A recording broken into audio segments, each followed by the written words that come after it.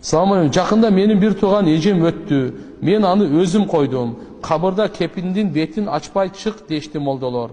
Ошолор туурабы? Мен бир тууган үкөсү болом. Эгер күйөөсү болсо, мага мүмкүн эмес дешти. Күйөөсү себептер менен коя албай калды. Башкалар бул туура эмес дейт. Кепинди сөзсүз ачып коюш керек беле? Түшүндүрүп коюңузчу сураныч. Алдын ала рахмат. Кандай гана аял зат өтпөсүн, угуп алыңыз. Анын махрамы ошолор кеп эмеге коюш керек. Көргө. Күйөөсү кое албайт. Өлгөндөн кийин автоматически нике бузулат.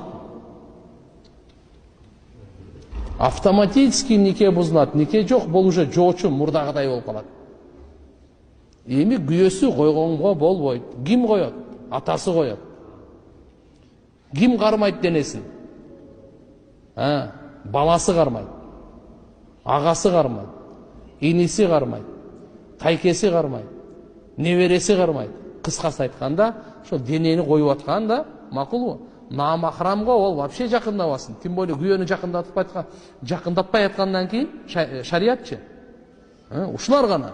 Эгерде таптакыр эч ким жок болуп калса, азыркындай атасы дагы жок, ага иниси да, тайкелери да, балдары, неберелери эч ким жок.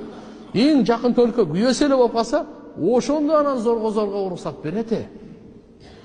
Ошон үчүн мына жердеги айтып аткан, сиз бир тууган үкөсү болосуз, сиз коюшуңуз керек, бул эң туура, күйөөсү койбош керек ал.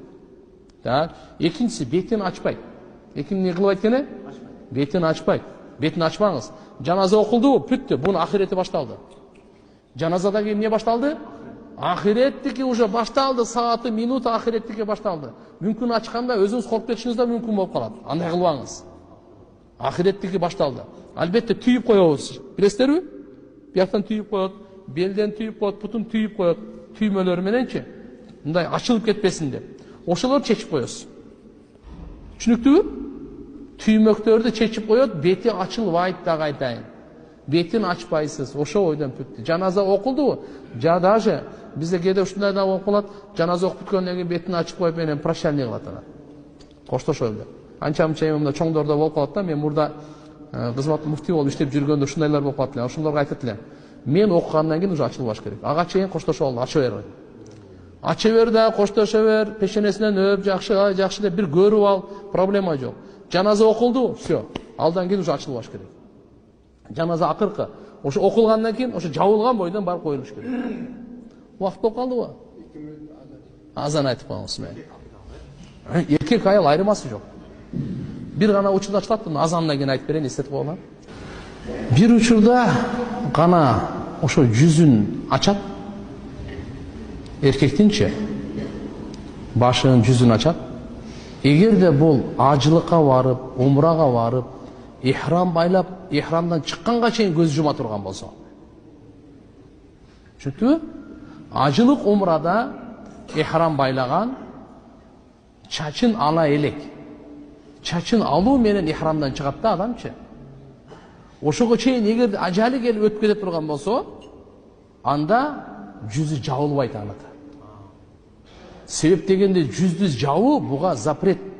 Мындайча айтканда буга тыюу болчу да.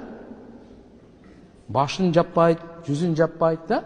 Ажылыкка, умрага ихрам байлагандан кийин жаппайт. Ошондой болуп эгерде кайтып кете турган болсо, жүзү ачык бойдон кетет. Кыямат күнү бул лаббайк айтып тирилет. Кыямат күнгө чейин күн ар жылы Алла Таалам ушунун атынан периште дайындап коет, ажылык кыла берет. Алла. Элдер бир ажылык кыла турган болсо, бул кыямат күнгө чейин канча жыл болсо ошончо ажылык кылса алат. Бул соопту пайгамбарыбыз айтты.